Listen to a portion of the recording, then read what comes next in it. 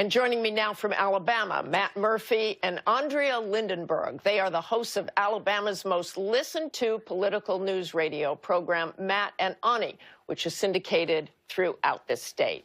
Good morning. And Matt, I want to start with you. Your radio show broadcasts all across Alabama. How are your listeners reacting to the Roy Moore story? Do the people believe the accusations? Are they skeptical? Well, initially, Martha, it was a reaction of shock. Roy Moore is a known quantity in Alabama. He's been running for Chief Justice. He's run for governor twice.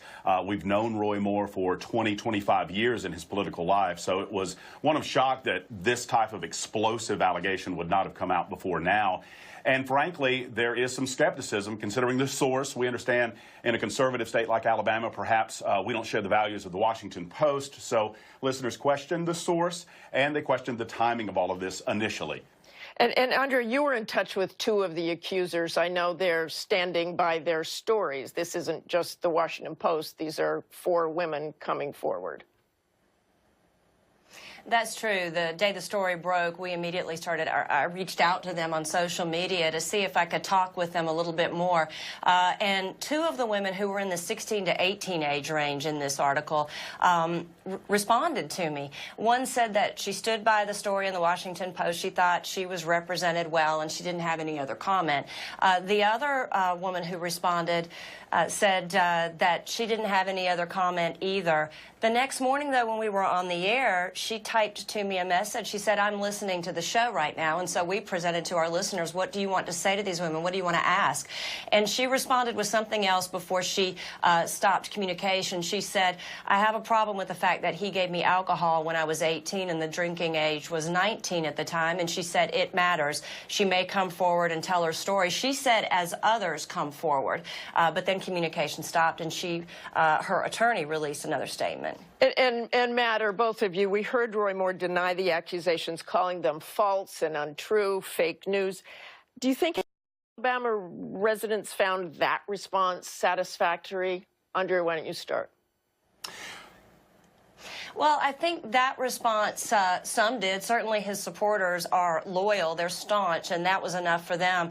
Others wanted more, and then he had an interview that he did, and we listened to that closely Friday and Friday night. That was a little bit more detailed, but you really have 2 camps calling us. One are the supporters who absolutely believe Roy Moore and that this didn't happen, and then there are others who want more information. They don't want to discount what the women are saying, no matter the motivation. Well, and I would say, Martha, whether it happened a week ago or 39 years ago, an allegation like this is very serious, and I think the Alabama voters are taking it very seriously. They want to hear from Judge Moore.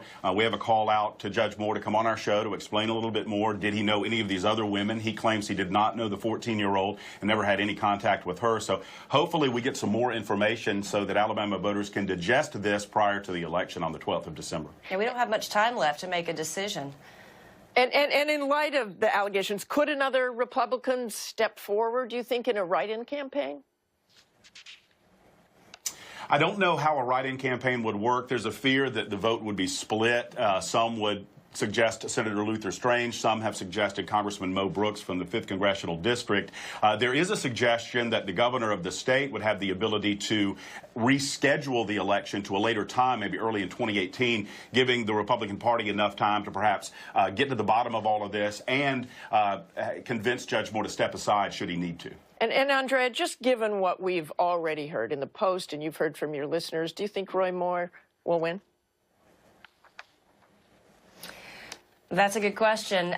There's a chance, certainly. He says he's not stepping down if they don't postpone this election. We already have people voting absentee, the military voting right now. Certainly there's a chance he stays on that ballot.